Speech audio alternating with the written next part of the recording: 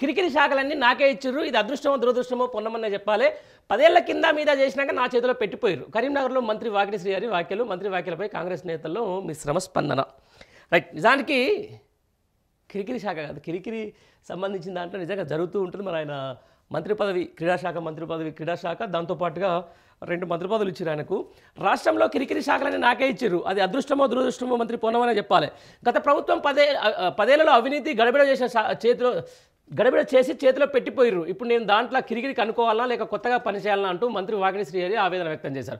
సోమవారం కరీంనగర్ జిల్లా కేంద్రంలో మంత్రి పొన్నం ప్రభాకర్తో కలిసి పలు అభివృద్ధి కార్యక్రమాల్లో పాల్గొన్న శ్రీహరి అనంతరం మత్స్యకారుల సమావేశంలో చిత్ర వ్యాఖ్యలు చేశారు. గత ప్రభుత్వం మత్స్యశాఖను కేవలం డబ్బులు సంపాదించే ఏటీఎం కార్డులో వాడుకుంది. మత్స్యశాఖ ఈరోజు ఇబ్బంది పడడానికి గతంలో జరిగిన అవినీతే కారణం. 1952లో ఈ వ్యవస్థ పుట్టినప్పటి నుంచి అదే కులానికి మంత్రిగా బాధ్యత ఇచ్చిన సందర్భం ఎప్పుడు లేదు. మన ప్రభుత్వంలో సీఎం రేవంత్ ఈ శాఖను ముదిరాజ్ బిడ్డకి ఇచ్చారు. ఆయన నాపై ఉంచిన నమ్మకాన్ని పూర్తి స్థాయి బాధ్యతలు నెరవేరుస్తా. బాధ్యతలు చేపట్టాక ఇప్పటి వరకు మత్స్యశాఖపై 4 లేదా 5 సమీక్షలు చేశాను. మత్స్యశాఖను ఆదర్శంగా తీర్చిదిద్దే ప్రయత్నం చేస్తానని మాట ఇస్తున్నా. నాకు ఇచ్చిన శాఖలన్నీ ఎట్లున్నాయంటే అదృష్టమో దురదృష్టమో కానీ మనం పొన్నమన్న చెప్పాలి. గడబిడ అయినాక నాకు ఇచ్చిర్రు, 10 ఏళ్ల కింద మీద చేసినాక నా చేతిలో పెట్టిపోయిర్రు. ఇది ఒక్కటే కాకుండా యానిమల్ హస్బెండరీ అదే పశుసంవర్ధక శాఖ కూడా నాకే ఇచ్చారు. దాంట్లో గొర్రెలు బర్రెలు అన్ని కిరికిరి అయినాక నా చేతిలో పెట్టిర్రు. నేను దాంట్లో కిరికిరి అనుకోవాలన్నా కొత్తగా పనిచేయాలన్నా అర్థం కాని పరిస్థితి. కాబట్టి ఎంత క్లిష్టమైన పరిస్థితులు నాకు ఇచ్చారో అంతే అద్భుతంగా పనిచేస్తానని పేర్కొన్నారు. అదే సమయంలో వేదికపై కొందరు స్పోర్ట్స్ శాఖ గురించి లేవనెత్తారు. వెంటనే మంత్రి అందుకుంటూ స్పోర్ట్స్ ఒకటే కాదు, నాకు ఇచ్చిన 5 శాఖలు అట్నే ఇచ్చిర్రు, అంతేనా కాదా అంటూ సభికులను కూడా ఆయనే ప్రశ్నించినట్టుగా తెలుస్తుంది. అదే గొర్రె బయటికి, అదే గొర్రె లోపలికి. తెలంగాణ వచ్చింది నీళ్లు నిధులు నియామకాల మీద. దాంట్లో గతంలో నియామకాలు ఎవరికి ఇవ్వలేదు, కానీ యూత్ సర్వీసెస్ పెట్టి నన్ను ఎంప్లాయ్మెంట్ జనరేట్ చేయమని అదొక శాఖ ఇచ్చారు. గొర్రెల విషయంలో ఈ రాష్ట్రంలో ఏది జరుగుతుందో అందరికీ తెలుసు. అదే గొర్రె బయటికి వస్తే అదే గొర్రె లోపలికి పోతుంది. ఆ శాఖ కూడా నాకే ఇచ్చారు అంటూ మంత్రి శ్రీహరి వ్యాఖ్యానించారు. మంత్రి వ్యాఖ్యలపై ఇప్పుడు సొంత పార్టీ కాంగ్రెస్ నేతల్లోనే మిశ్రమ స్పందన వ్యక్తమవుతుంది. మంత్రి శ్రీహరి చేసిన వ్యాఖ్యలు తప్పుడు సంకేతాలు ఇచ్చేలా ఉన్నాయని ఒక వర్గం విమర్శిస్తుంటే అలాంటిది ఏం లేదని ఆయన వ్యక్తీకరణ లోపం ఉండొచ్చు, కానీ ఆయన గత ప్రభుత్వం అవినీతిని ఎండగట్టారని మరో వర్గం సమర్థిస్తుంది. మొత్తానికి మంత్రి వ్యాఖ్యలు వీడియో ఇప్పుడు సోషల్ మీడియాలో వైరల్గా మారింది. దానికి సంబంధించిన మనం వీడియో బయట కూడా ఉంటే ప్లే చేసే ప్రయత్నం చేస్తాం. నిజంగా వాకిటి శ్రీహరి గారు మీకు ఒక గొప్ప అవకాశం.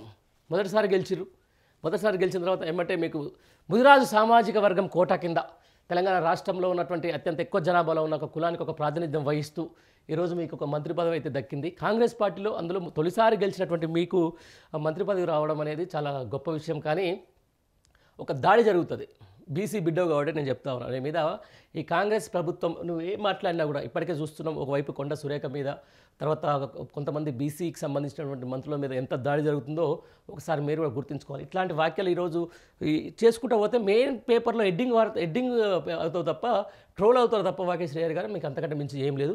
ఎస్, గిరిగిరి శాఖలో 10 ఏళ్ల పాటు సక్రమంగా నడిచిన వ్యవస్థని యాజ్ ఇట్ ఈజ్గా ముందు తీసుకుపోవాల్సిన అవసరం ఉంటుంది. ఈరోజు తెలంగాణకు సంబంధించిన దాంట్లో గొర్రెల పంపిణీ అనేది కూడా ఎంత ప్రాముఖ్యత గల స్కీమో మీ అందరికీ తెలుసు. దానికి సంబంధించిన దాని మీద కూడా కోడిగుడ్డు మీద ఈకలు వీకేటట్టు గొర్రెల పంపకానికి సంబంధించిన దాని మీద కూడా ఎంత విమర్శలు చేసిందో ఈ ప్రభుత్వం తెలుసు. మీ మీద ఒక బృహత్తరమైన బాధ్యత ఉంది. ఈరోజు యాదవ బిడ్డలు చాలామంది అందరూ కూడా గొర్రెల కోసం వెయిట్ చేస్తూ ఉన్నారు, యూనిట్స్ కోసం వెయిట్ చేస్తూ ఉన్నారు. వాళ్ళకు కూడా ఇచ్చి వాళ్ళని ముందుకు తీసుకుపోయే బాధ్యత మీద ఉంటుంది.